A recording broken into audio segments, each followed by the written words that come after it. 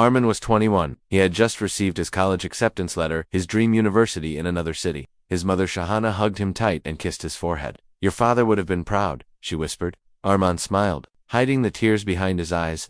His father had passed away when Arman was 10. Since then, Shahana had been both mother and father. That night, Arman heard his mother coughing in the kitchen. At first, it sounded small, just a light cough, maybe from the spicy curry she was cooking. "Amy, are you okay?" he asked. She smiled. "Just the spices. Beta, I'm fine." But the cough didn't stop. Every night it returned, deeper, heavier, like something pulling from inside her chest. She grew tired easily. Her hands trembled while pouring tea. Her voice got weaker. Arman noticed. "We need to go to the doctor." Shahana shook her head. "It's just age. I'm fine." But Arman insisted. He borrowed a friend's motorcycle and took her to the local clinic. The doctor checked her pulse, listened to her lungs, and frowned. He scribbled notes fast. Then he asked Arman to step outside the room. "Is it serious?" Arman asked. The doctor looked down, then into Arman's eyes. "We need tests. Blood, chest scan, and a biopsy. And soon." Arman nodded slowly. He didn't have much money. His college fees were already a burden, but he didn't say a word to his mother. He just said, "We'll do it tomorrow." That night, Shahana sat beside his bed. "You're leaving soon?" "Nah." Arman looked at her tired face. Her eyes still sparkled, but her cheeks had lost their color. "Yes, but only if you promise to rest while I'm gone." She smiled. "I'll be fine. Go make your life big." He nodded, but deep inside, something didn't feel right. The next day, he took her for tests. He waited outside the hospital lab, sitting on a plastic bench, his hands shaking. Hours passed. Then the nurse handed him a sealed envelope. He opened it slowly. He had never seen words like this before. Medical terms, numbers, symbols. He ran to the doctor's cabin. The doctor read the report carefully. Then he looked up, and this time, his face was pale. "Stage 3 lung cancer," he said softly. Arman froze. "She needs treatment. Immediately. How much will it cost?" "Minimum, 4 to 5 lakh rupees for chemotherapy. And that's just the start." Arman felt the air leave his lungs. He walked out of the hospital without feeling his feet. Everything around him was spinning. He didn't know what to tell his mother. He sat on a bench outside the hospital gate, watching the people walk past. Kids laughing, cars honking, a balloon seller shouting. The world was moving, but his world had stopped. He called the university and told them he couldn't come this year. "Family emergency," he said. He walked home slowly. When he entered the house, his mother was folding clothes. She looked up. "What did the doctor say?" Arman smiled, pretending just a lung infection. "Some medicines will help." She smiled back. "See, I told you not to worry." But that night, as she slept, Arman sat beside her bed and cried silently. He held her hand, which once felt so strong but now felt like paper. He whispered, "I will save you, Amy, even if the world turns against me." Outside, the wind blew hard. Inside, a young man's fight had just begun. Next morning, Arman left the house quietly. His mother was still sleeping. He didn't eat breakfast. He couldn't. His mind was full of numbers. 5 lakh rupees. There was more than everything they owned. He walked to his college office first. "I want to cancel my admission," he said softly. The lady at the counter looked surprised. "Why?" "Family reasons," he replied, eyes down. She stamped his form. "You can get a refund of your first semester fees, arrests. 80,000. It'll come in a week." He nodded. As he walked out, he looked back at the building, the same building he had dreamed of for years. He smiled sadly and whispered, "Later." That evening, he went to a local jewelry shop. He opened his school bag and took out 2 gold bangles and a chain. His mother's. "How much for these?" The man weighed them. 30,000. Arman knew it was less than the real value, but he didn't argue. He just said, "Okay." Double quotes now. He had 110,000 rupees in hand. It was something, but not enough. Not for chemotherapy, not even for the first cycle. He needed more. He went to a site and typed, "Jobs for 21-year-old, urgent, no experience." There were too many options, but most paid too little. Then one ad caught his eye. "Daily wage delivery walk-ins welcome, good pay, long hours." He didn't think twice. Next morning, he stood outside a delivery office. Dozens of boys like him stood in line. Most had tired faces. Some had old shoes. One had a bicycle with a broken seat. His turn came. "You have a smartphone?" the manager asked. "Yes." "You know the city routes?" "Yes."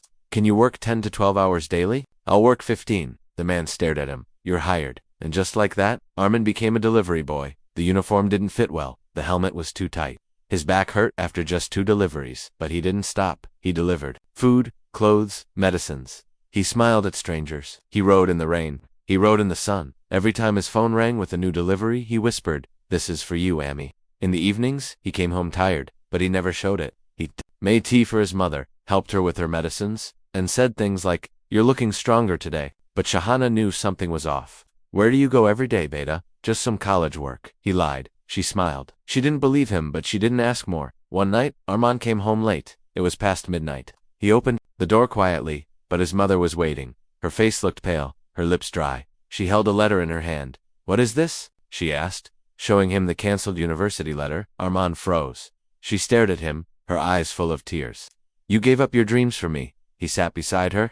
"You are my dream, Amy. If you're not here, what do I even need a future for?" she cried. For the first time in years, she cried in front of him. "You are all I have, Armand. I don't want to see you break from me." He hugged her tight. "I'm not breaking. I'm just beginning." But inside, his body was already tired. He had started coughing too. His legs ached at night. He ate just one meal a day to save money. Still, he kept going.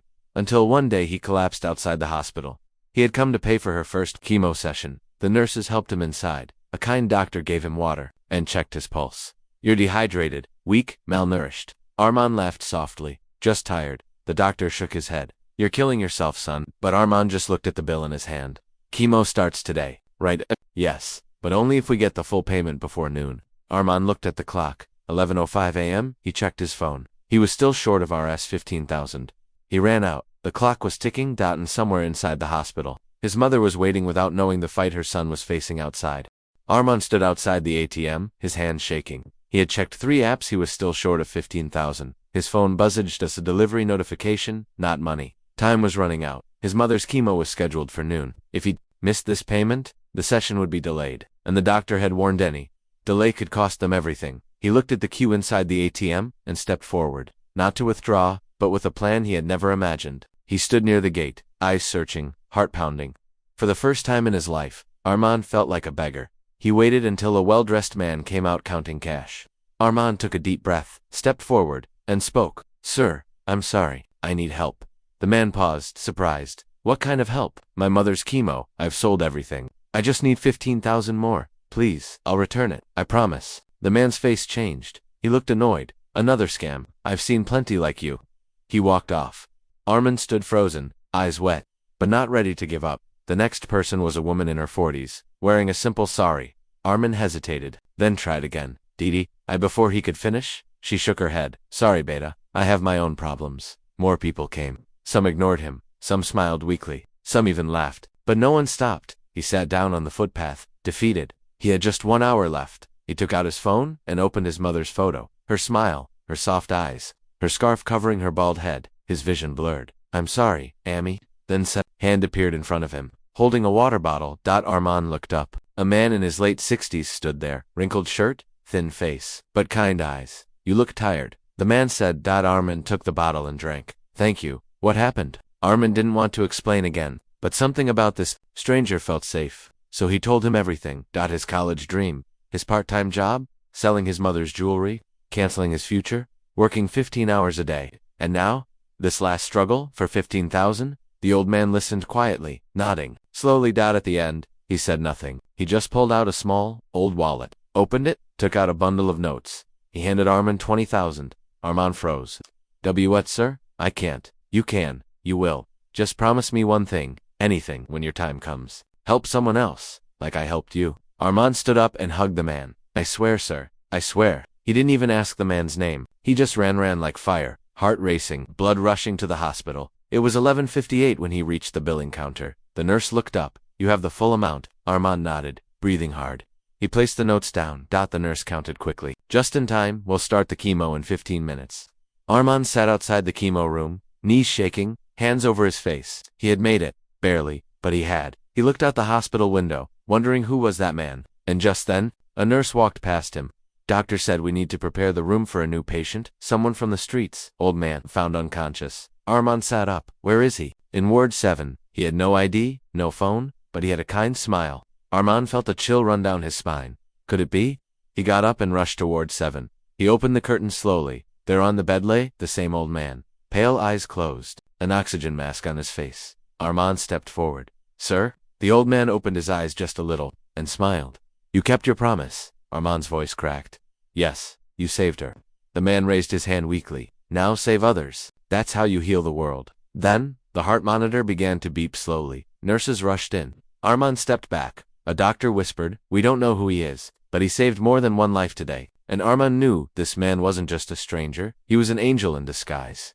After the old man passed away, Armand didn't leave the hospital right away. He sat in the hallway for hours, his mind heavy. The man had come into his life like light for a moment but changed everything. He had no name, no address, no family. No one came looking for him, but Armand couldn't forget his face. Or his last words, save others. That's how you heal the world. 2 days later, when Armand returned to the hospital to thank the staff, a nurse approached him with a small plastic bag. This belonged to the old man. We didn't know what to do with it, but since you were with him when he passed, Armand took the bag. Inside were only 2 things, a worn-out wallet with 87 left, and a folded piece of paper. He opened the paper slowly. It was a list. 20 names. Next to each name was a short line. Ramesh tuition for his daughter. Kamla monthly medicine. Irfan repair for broken shop shutter. Shoes for school. All written in shaky handwriting. At the bottom, one line stood out. Don't forget them, if I go. Armand stared at the list for a long time. His hands trembled. This man, this stranger, was helping people quietly. No social media, no fame, just kindness, day after day. And now, he had passed on that duty to Armand. Something shifted in Armand's heart. He folded the list carefully and put it in his own wallet. Back at home, his mother was recovering. Her second chemo had gone well. She noticed the change in Armand. Beta, you look different, like something's burning inside you. Armand smiled. Amy, I met someone, and I think I have a mission now. That evening, Armand looked at the first name on the list, Ramesh. He asked around, visited tea stalls, and finally found a small house in the slum. A tired man opened the door. He was coughing. Are you Ramesh? Armand asked. Yes. Who are you? I'm here on behalf of someone who cared about you. Ramesh stared, confused. Didn't you used to get help from an old man near the ATM? Ramesh's eyes widened. You knew him? He used to drop envelopes sometimes. Never told me his name. He's gone now. But I have a message from him. Armand handed him an envelope with enough money for his daughter's school fees. Tears filled Ramesh's eyes. I prayed someone would come, and you did. Armand smiled. He left quietly, heart full. Then he opened the list again. Next Kamla. Kept going every week, sometimes skipping meals, working overtime, just to help. One more name. One more promise. But the last 5 names. They were crossed out, and beside them, one word. Lost. Armand didn't understand at first. Did it mean they had passed away? Or that the old man couldn't find them? One name especially caught his eye. No description. Just a name. But something about it felt unfinished. Armand became obsessed. He asked shopkeepers, used local WhatsApp groups, even put up posters. And then one day, he got a call. Are you the one looking for someone named Ayan? Armand sat up straight. Yes. Please, do you know him? Maybe. He was seen near the old train station. Lives under the bridge now. Doesn't talk to anyone. Armand rushed there, heart pounding. He searched under the bridge and finally found a boy. Maybe 12 years old. Dirty clothes, thin face, scratched hands. He was sitting alone, drawing shapes in the dirt. Armand slowly walked over. Are you Ayan? The boy looked up. He didn't speak, but his eyes were tired. Older than his age. I knew someone who cared about you. He wanted to help, and now I'm here instead. Ayan stared at him, then nodded, but when Armand offered him food, the boy refused. Why? I don't trust people. They leave. He left too. Armand knelt down. He didn't leave by choice. He died. But he loved you. I want to be there now. Can you trust me just once? Ayan said nothing. Then, he slowly reached into his pocket and pulled out a tiny folded photo. It was the old man, smiling. Ayan had kept it all this time. Armand's throat tightened. The past and present had collided. And now, the next chapter was beginning with a boy who had once been forgotten. Ayan didn't speak much. Even after Armand brought him warm food, clean clothes, and a place to stay for the night, the boy sat in silence, watching, waiting. It was like he didn't believe the kindness was real, as if it would all disappear by morning. But Armand didn't give up. He made Ayan breakfast himself, told silly jokes, showed him cartoons, even offered to take him to a cricket match. But the boy never laughed. Not once. Armand asked gently, Do you ever smile, Ayan? The boy looked down, then whispered, Smiling hurts. Those 2 words stayed in Armand's heart all day. Later that week, Armand visited Kamla, another name on the old man's list. She was an old widow who had no children. Her medicines were running out. When Armand handed her the money, she asked, Why are you doing this, son? He replied, Because someone once helped me when I had no one. Now it's my turn. Kamla touched his hand. That man saved me. You are his shadow now. Armand smiled, but his heart was still heavy because of Ayan. That night as he walked past Ayan's room, he saw the boy holding the photo of the old man again, staring at it like it was his only memory of warmth. Armand sat beside him. Was he the only one who cared for you? Ayan nodded slowly. He found me outside a garbage, then gave me shoes, then books, then food. I asked him why. He said, Because you matter. Armand swallowed hard. Ion continued. One day he stopped coming. I waited every day at the same corner. He never came back, and after that, people shouted at me. One shopkeeper slapped me for standing near his door. Another man kicked me when I begged for water. Armand closed his eyes. He couldn't imagine the pain this child had lived through. But suddenly Ion asked, "Why did you come?" Armand opened his wallet and took out the folded list. He showed Ion the old man's handwriting. "You were on his list. He wrote your name. You were never forgotten." Ion stared. His fingers trembled as he touched the paper. "He remembered me. He never stopped. He just couldn't reach you." Tears rolled down Ion's cheeks. The boy who never cried, who never smiled, was finally breaking. Armand hugged him gently. "You're safe now," he whispered. The next day, Armand took Ion to a small school. It was simple, but full of laughter. He introduced him to the teacher, who welcomed Ion warmly, but the boy didn't want to go in. He stood outside, staring at the gate. Armand knelt beside him. "What's wrong?" Ion whispered. "What if I don't belong?" Armand looked him in the eye. "You belong everywhere. Love reaches, and love brought you here." With slow steps, Ion walked in. The other kids stared at him. One boy smiled and waved. Ion didn't wave back, but his fingers twitched, as if they wanted to. After school, Armand gave him a notebook. That night, Ion wrote in it, "I'm not alone anymore." And that evening, for the first time, he smiled. Just a little, but it was enough to make Armand's heart burst. Later that week, Armand visited another name from the Listerfon, but his shop was gone. The shutter was half burnt. A neighbor told him. He left, vanished one night. No one knows where he went. Another mystery. But that wasn't the only shock. When Armand returned home, his mother was coughing badly. She looked pale. He rushed her to the hospital. The doctor's face was serious. "Her condition is worsening. We need to start a new treatment. It's risky and expensive." Armand nodded. "We'll do it." But deep inside, he knew he had very little money left. The savings were gone. Helping others, paying for medicines. He was now standing on a cliff, and the wind was getting stronger, but he couldn't tell his mother. That night, she held his hand and smiled weakly. "You've changed. Beta, you're not chasing money anymore. You're chasing something bigger." He smiled back, but inside he was breaking dot as he closed the door to her hospital room. A nurse ran toward him. "There's someone asking for you. Says he knows about the old man." Armand's heart skipped. "Who?" "He's waiting outside, under the tree." Armand rushed out. A man in dark clothes stood there. He looked serious, cold. "You're the boy helping people from that list, right?" he asked. "Yes." "Who are you?" The man stepped forward. "I used to work with him. I know things you don't." "What things?" The man whispered something that shook Armand to his core. "The list isn't what you think. There's a reason." 5 names were crossed out. One of them disappeared after meeting him, just like the old man did. Armand stood frozen. The man's words kept repeating in his head. "The list isn't what you think." He looked at the stranger. "What? Do you mean some people disappeared?" The man sighed. He wasn't just helping people. He was hiding something dangerous. Armand felt cold all over. "That man saved my life. He gave me hope." "I know." The stranger replied. "But there are pieces you still don't see." People were after him. Why? He was protecting someone powerful. And, in doing that, he made enemies. Armand tried to make sense of it all. "So why did he give me the list?" "Because he couldn't finish what he started. But maybe he believed you could." The man handed Armand an old key. "This opens a box in his old room. You'll find what you need there. But be careful. Once you see what's inside, there's no going back." Before Armand could ask more, the man walked away into the shadows. Armand stood alone, heart racing. Later that night, he sat beside his mother. She looked weaker. Her fingers shook as she held his. "I'm sorry, Amma," he whispered. "I don't have enough money for the full treatment. I'm trying." But she put her hand on his lips. "I don't want money, Armand. I just want you to stay kind." Tears filled his eyes. The next morning, he used the key, went back to the old man's abandoned flat. The lock opened easily. Inside, everything was dusty, but untouched. He found the small metal box under the bed. Inside, it were photos. Dozens of them. Of strangers, of children, of men and women. Armand didn't know. Some had names, some didn't. But one photo made his breath stop. It was a picture of his mother, young, smiling, holding a baby Dasham behind the photo. A note. "She saved my life once. I owe her everything. If anything happens to me, protect her son."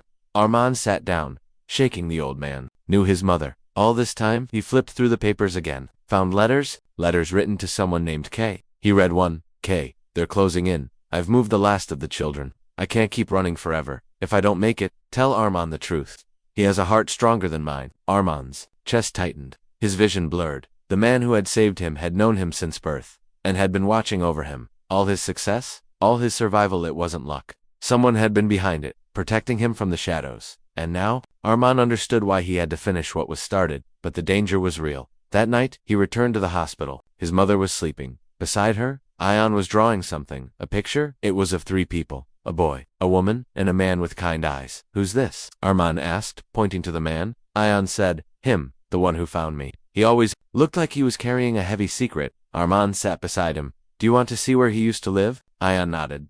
They went the next morning. As Ion stood in the old room, he walked over to the corner and picked up something from the floor. A small toy car. I gave him this, Ion said. He kept it. Armand smiled. He kept everything. Ion turned. I want to be like him one day. You already are, Armand said softly. But just then his phone rang. It was the hospital. The nurse sounded panicked. Your mother's condition is getting worse. Please come immediately. Armand ran. When he reached, doctors were surrounding. Her machines were beeping fast. He grabbed her hand. Oh, Ma, please don't go. She opened her eyes weakly. Don't cry, she whispered. You've given me more than any money ever could. You gave me peace. You gave me pride. Armand cried. He knew now money couldn't heal her, but love. Love had already done what medicine couldn't. She smiled, closed her eyes slowly, and then her hand went still. Armand held it tightly, refusing to let go. But in his heart, he knew. She was gone, and now, it was just him, and the promise he had to keep. Just then, his phone buzzed again. An unknown number he picked up. A voice said, We know you've opened the box. We know what you've found. Stop now, or we'll stop you. Armand stood there, frozen, phone still in his hand. The voice had already hung up, but the words echoed like thunder in his head. Stop now, or we'll stop you. He looked at his mother's still hand one last time and whispered, Uma, I'm not stopping. Not now. The next morning, Armand wore the same worn-out shoes he once ran the streets in. No designer suits, no car, just memories and a mission. He took the list again, now more meaningful than ever. Faces of the forgotten, lives left behind. He started visiting the people, one by one. The first was a woman named Farida. She lived in a small house, surrounded by silence and unopened letters. She looked shocked when Armand said the old man's name. You knew him? She asked, voice shaking. Armand nodded. He gave me this list. I think you're on it for a reason. Tears welled up in her eyes. He saved my daughter, years ago. Took her to safety when people were being hunted. I never saw him again. She handed Armand a photograph.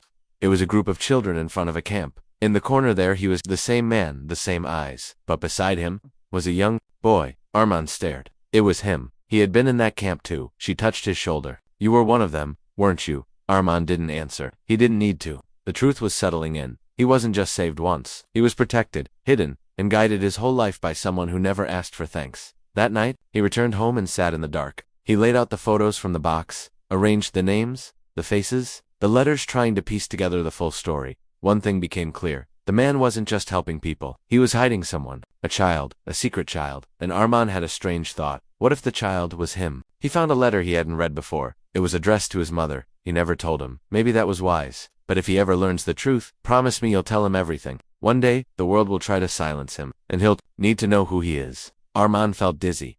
He ran to the hospital, back to her room. Her things were still there. He searched her bag. There inside a small notebook was a photo of her and the man, standing together, holding a baby on the back. It said, For Armand, from both your fathers. His knees gave out. He sat on the floor, shaking. It was true that man, the stranger, was his father, and his mother had kept it secret all his life. He wasn't just someone the man saved. He was the reason. The man kept going. He was the mission. The protector had died protecting his own son, and never told him. Armand cried harder than ever before. But in that pain, he also felt something else. Power. Not power from money. Power from truth. He stood up, wiped his tears, and then he heard a sound outside the hospital room. Footsteps, heavy ones. He peeked out too. Men in black suits. Not doctors, not staff. They were asking the nurse questions. Then one of them looked toward Armand's room, pointed. Armand backed away slowly. They were coming for him. Not because he was rich, now. Not because he was on the news, but because he now knew too much. He grabbed the notebook, and the list. Then, quietly slipped out the window into the night. He was no longer the boy who needed saving. He had become the man who would protect others now, but someone was hunting him. Armand didn't stop running until the hospital was far behind him. The city lights blurred past, his heart pounding with every step. He held the notebook tight in one hand, the list of names in the other, proof of everything. His entire life, rewritten in one night. He ducked into an alley and caught his breath. The men in black suits were still looking for him, but he wasn't afraid anymore. He was angry. And more than that, he was ready. Back at his apartment, Armand locked the doors and turned on his laptop. He opened the notebook again, flipping through the letters, the photographs, the names, the final messages. The truth wasn't just personal now, it was bigger than him. His father hadn't been just a helper. He had been part of something powerful, something secret, an underground movement that saved people the world. Forgot? And someone was trying to bury that history, but not if Arman had anything to say about it. He typed all night. He created a website, uploaded the names from the list, their stories, the scanned letters, the photo of his mother and his father dash everything. By morning, he pressed publish, then he wrote a post that said, "This is the story of a man you never knew, a man who saved strangers, but died a stranger himself. He was hunted, so was I, but I won't hide anymore.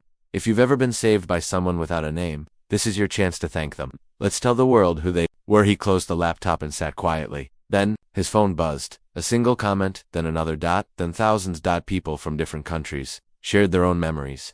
A woman from Lebanon wrote, "He gave my family food when we were trapped." A man from Bosnia, "He drove us across the border when we had no one." Photos came in. More names. Faces Arman had never seen, but somehow felt connected to. He realized his father hadn't just saved him, he'd built a silent army of kindness across the world. And now that army had found its voice, news outlets picked up the story. Arman was invited to speak. At first, he refused, but then he thought of the man in the hospital bed, his father, the one who never spoke a word for himself. So Arman stood in front of a global audience. Not as a millionaire, not as a victim, but as a son. He told the story, from the dirty streets to the day he walked 40 miles alone, to the moment he found the man who changed his life and the secret he never expected to find. He ended his speech with one sentence: "Money couldn't heal my mother's illness, but his love gave her the will to live. And now, his love lives through me." The room was silent. Then one old man stood up. He clapped. Then another. Then the world. But the story wasn't over. After the speech, a nurse found him backstage. "I took care of your father for years," she said softly, "before he passed. He asked me to give you this." It was a letter written in faded ink. "Son, I never wanted to be a hero. I just wanted to make sure you'd live a life worth living. If you're reading this, it means you found the truth. Now go give others what I gave you, a reason to believe in something bigger than pain." Arman held the letter close to his chest. He whispered, "Thank you, Baba," and then he walked outside, into the light, into a world he was now ready to heal, one forgotten soul at a time.